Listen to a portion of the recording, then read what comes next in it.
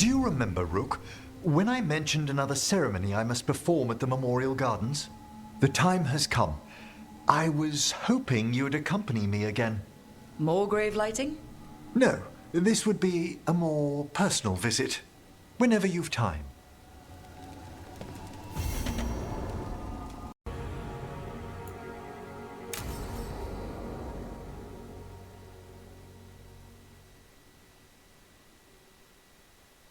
Now, what do you have to say for yourself?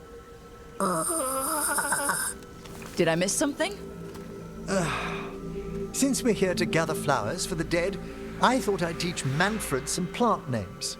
But I just caught him attempting to wade into a rose bush.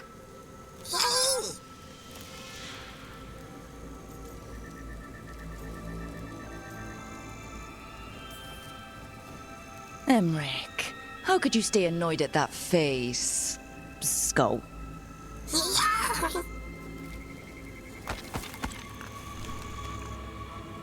Oh, Manfred. Whatever will happen to you if I pass on? If?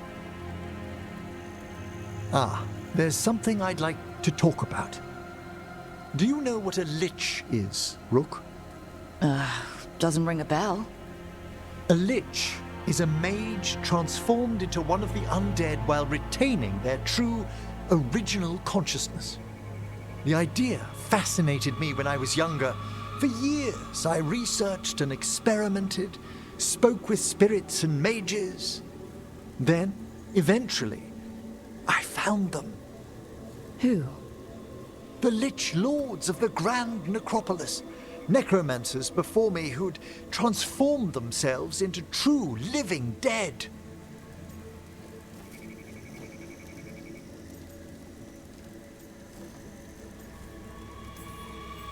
You're making this up, right? Rook, please. I've told so few people. Sorry. The Liches are the great protectors of the Necropolis, bulwarks against forces that threaten creation.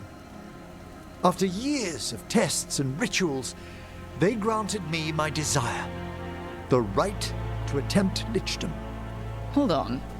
If you become a lich, then all this flirting we've been doing...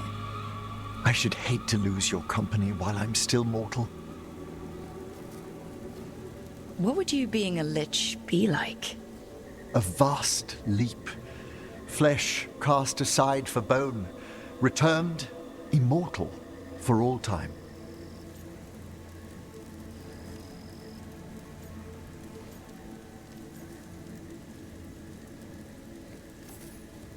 So, if we keep flirting afterward, you'll be a skeleton. If we what? I'm not ruling it out, just asking. Oh, I'd inform you before making any decisions to... Well, questions of lichdom are... Lichdom is an incredible honor. Immortality, prestige, the most hallowed ranks of the Watchers, as well as a chance to be of service past my allotted years. But there are considerations.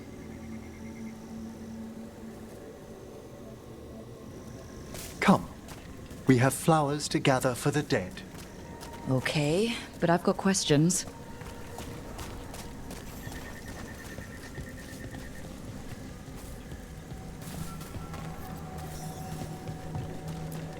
Blue creepvine. This will do nicely. Emmrich, aren't most undead just random spirits inside corpses? Liches are different. It wouldn't be a spirit acting in my name. My true consciousness would be housed in my departed flesh. How? The Order must keep some secrets.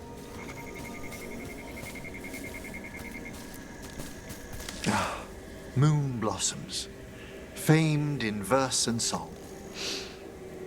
Smells like perfume. Do liches have a sense of smell? I've been told that while some of my senses will dull, others will become available. Other than that, I can't say if the flowers would still hold their bloom for me. Lichdom serves a purpose. There are dark things in creation, threats to both our world and the Fade. The Liches of the Necropolis have the insight and the abilities to oppose them. And you're joining them when? Certain elements have held me back.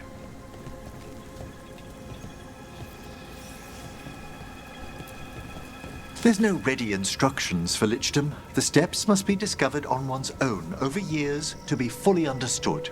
Does the spell to become a lich kill you, or do you have to... No, mercifully, that falls to another watcher.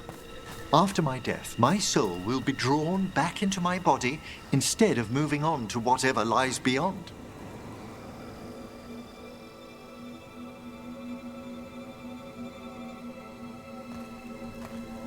So, what's holding you back from lichdom? Even with all my preparations, there's a chance I could die permanently during the rites. What cowardice! A promise of immortality, an end to all my fears, and the final veil stays my hand.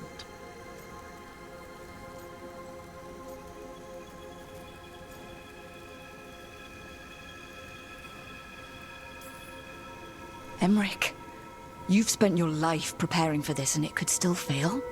You say nothing that hasn't hounded me. Traditionally, candidates for lichdom face one final sifting of the soul. If they avoid it, you saw my old colleague. Hezenkos. She's a lich. A half-lich, though that hasn't diminished her powers. Until I stop her plans, I won't possess the peace of mind for lichdom. Why don't you select the next flowers, Rook? Sure. So what's a half-lich exactly? Johanna attempted the rites of lichdom and failed. Stuck in her in-between state, she is supremely dangerous, but can't learn any new magic. No wonder Hezenkos was shouting so much. No. What about the sifting of a soul that Hezenkos avoided? The spirits of the necropolis judge whether a candidate is worthy of the power and responsibility of lichdom. How'd she become a lich without it? I shared some knowledge when we were colleagues. She apparently put together more than I knew. It would be just like her to skip the rituals, the cleansings, the preparations of the soul. For a watcher, Hezenkos is pretty harsh on spirits. We made allowances because of her discoveries. Too many. Spirits are not things to be disposed of. You really care about them? They're so susceptible to the world's whims, Rook. Some spirits are dangerous, but how quickly most respond to a bit of kindness or care, or simple attempt to understand. For all she's done, I can't condemn Johanna for attempting lichdom. That freedom from mortality, that divorce from fear. And of course, time to read all of one's books. Every mage's dream. But how she's abused her abilities. Are my intentions enough to fare better? Worrying's a good sign.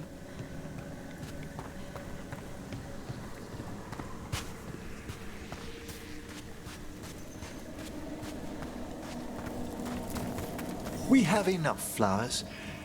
There's something I'd like to show you.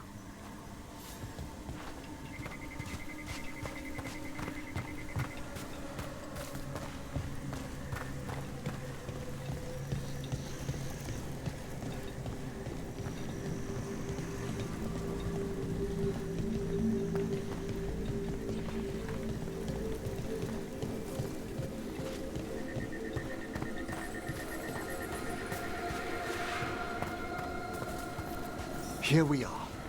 Oh, so these flowers are for... Yes. If you could place them on the graves, please. In memory of Rupert and Eleonora Volkaren, they walk eternity hand in hand.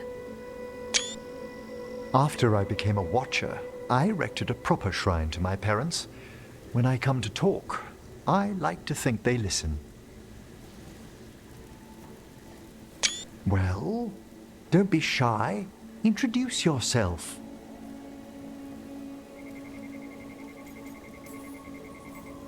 Rook, it's a pleasure. Do you remember your parents? Some memories are bright. Others are akin to those dim, early morning dreams one gets sometimes. Lately, I wondered what they'd think of our current course, the choices ahead. Your lichdom? What would they have wanted me to be?